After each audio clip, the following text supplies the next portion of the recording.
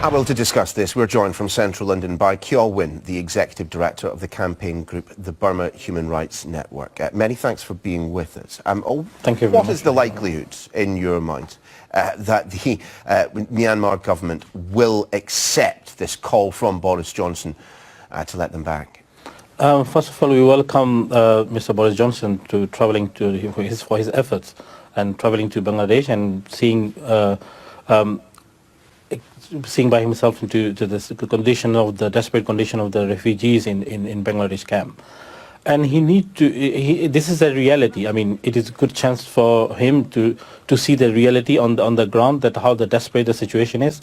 And it is not a good advice, good idea for them to return to Burma in these conditions. And the condition in the Burma need to change, not in Bangladesh, because Bangladesh is taking the refugees, and it's a heavy burden for them.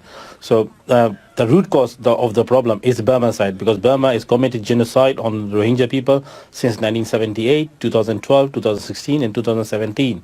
And on top of that, right now, yesterday, writer also published a very shocking news that Burma committed mass killings, and this is intentionally pre-planned killing, which amount to be genocide.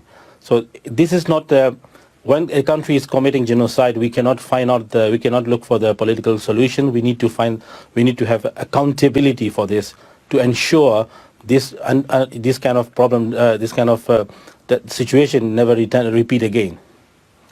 But given the fact that Aung San Suu Kyi and others within the Myanmar government do not even accept that ethnic cleansing has taken place, do not accept that there has been genocide in their territory, I mean, what are the chances that Rohingyas can have any form of a safe future back in that country? In this condition, there is no safe at all, because until today, thousands of families are fleeing from Burma, and because of the starvations.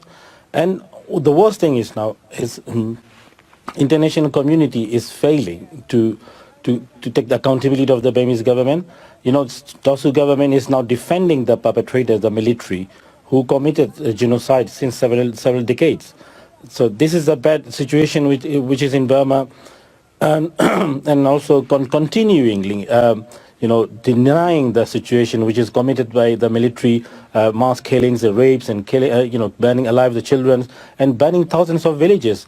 What makes this 700,000 people to flee Burma immediately within a month to Bangladesh? So there is a very big problem is going on inside Burma. There is a mass killing is going on in Burma. So this is not a light situation, because we fail the accountability. The perpetrators always can go away what they have done. So. And I think the main thing, the most important thing right now is for Mr. Boris Johnson to deliver a tough message to Tosu government, and also he need to clear that the European Union is going to take a very robust policy against the Burmese government, and they're taking targeted sanctions. And also, if the situation is not changed, the direction of the government and the military is not changed, the international community will take accountability, and the next level of the response from international community is not be very favorable for the Burmese military and the Burmese government. But again, the simple fact of the matter is, whilst the international community accepts that genocide has taken place, that ethnic cleansing has taken place, there has been no acceptance of that fact by the Burmese authorities. Now, given that, why would Burma be the most appropriate place for them to be taken back? Is it simply because Bangladesh cannot afford to look after them any longer? No, theoretically and not realistically, we need to understand that these people are from Burma.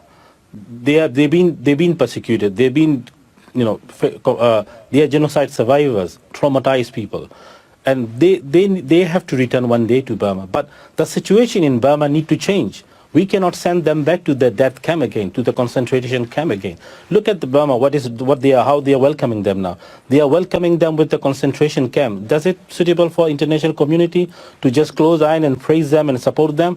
That's very worrying signs again.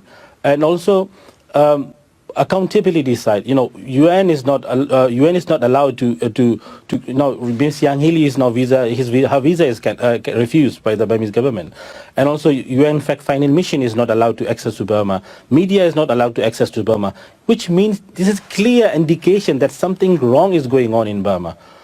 That's a very clear signs. So if they are if they are not committed any crimes, why don't they allow them? So this is a very clear now. And top of that, writer in news and AP the report from writers in AP clearly mentioning, proving that there is a mass grave in Burma. And according to our research from the ground as well, we've been spotted so many information that there are mass graves. And there are so many places that Burmese government don't want to show international community, which is clearly proving there are mass killing and genocide is going on in Burma. Kyaw Win, many thanks for being with us.